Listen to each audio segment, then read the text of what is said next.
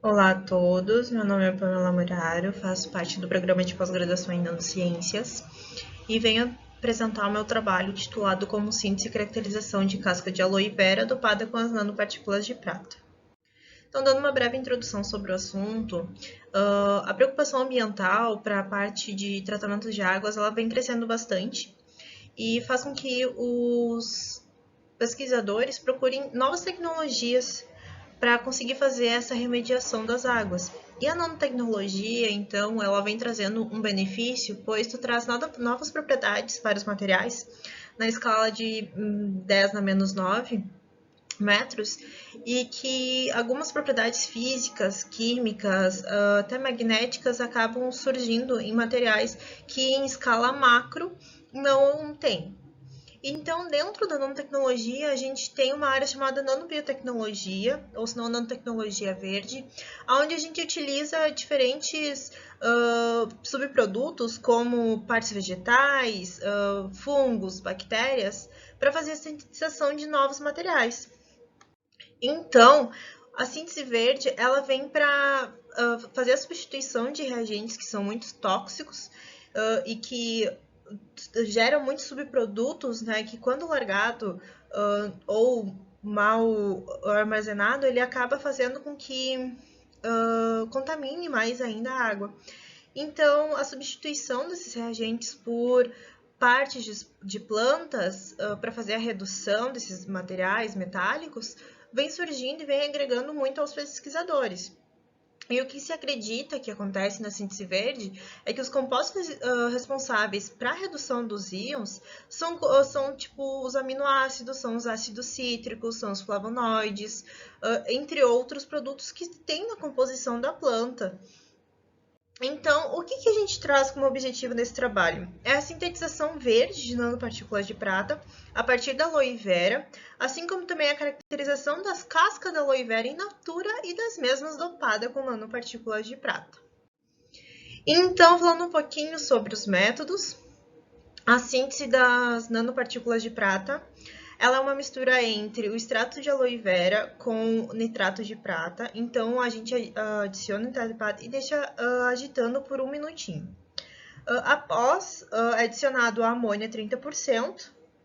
E aí sim é deixado com agitação por mais ou menos 30 minutos a 60, a 250 RPM, após é colocado água destilada e também deixado para agitação por mais 60 minutos.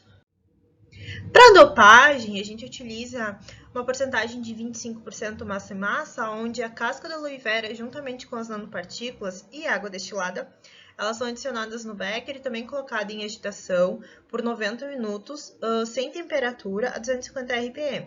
E logo após, elas são colocadas para calcinar a 500 graus por 4 horas. Então, vamos falar um pouquinho sobre os resultados encontrados nesse artigo. Aqui, então, a gente tem os ensaios de porometria de nitrogênio, onde a gente traz a área superficial, volume de poros, diâmetro de poros e também as análises de potencial zeta das amostras, onde foi feita da casca in natura, das nanopartículas de prata e da amostra dopada. O que a gente pode concluir?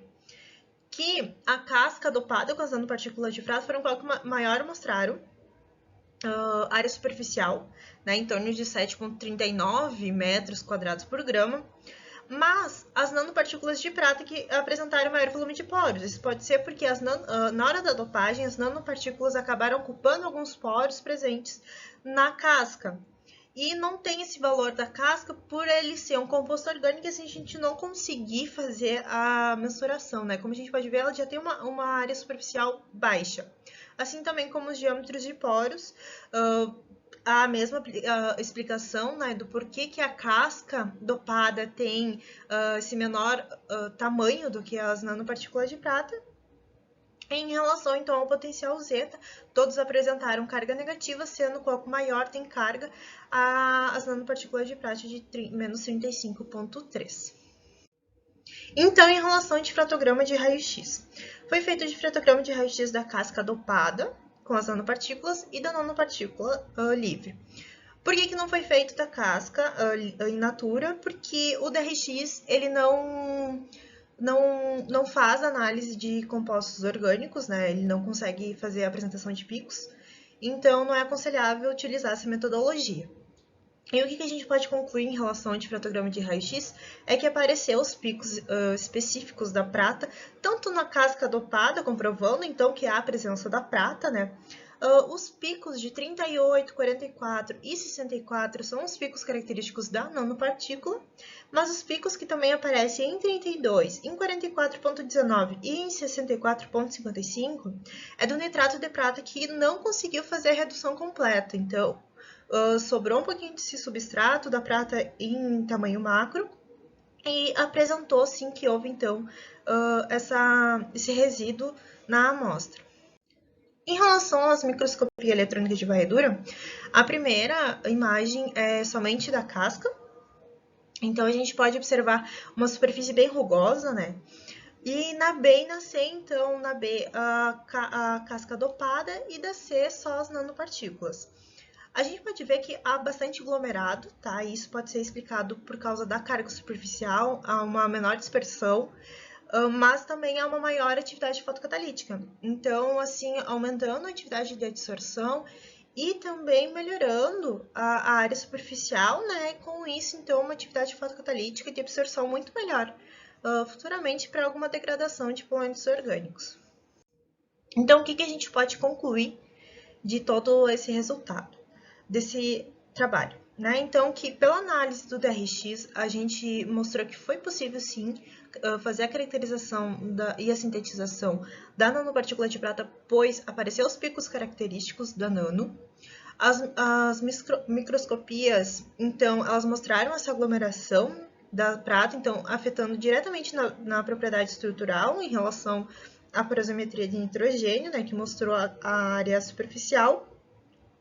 E também a gente pode concluir que a porosimetria de nitrogênio das amostras, elas são mesoporosas, com uma área específica bem maior para as cascas dopadas com as nanopartículas e bem como também a diminuição do volume e do diâmetro de poro das mesmas. Então, o potencial zeta, ele mostrou carga negativa para todas as amostras. E também a gente pode concluir que a dopagem da casca com as nanopartículas promoveu, sim, algumas alterações estruturais, assim como texturais, como, por exemplo, o aumento da área superficial. Então, que dessa forma, a casca de aloe vera dopada, ela pode ser, sim, considerada um catalisador bem promissor para a degradação de poluentes orgânicos através da fotocatálise em solução aquosa. Então, aqui vai meus agradecimentos e muito obrigada!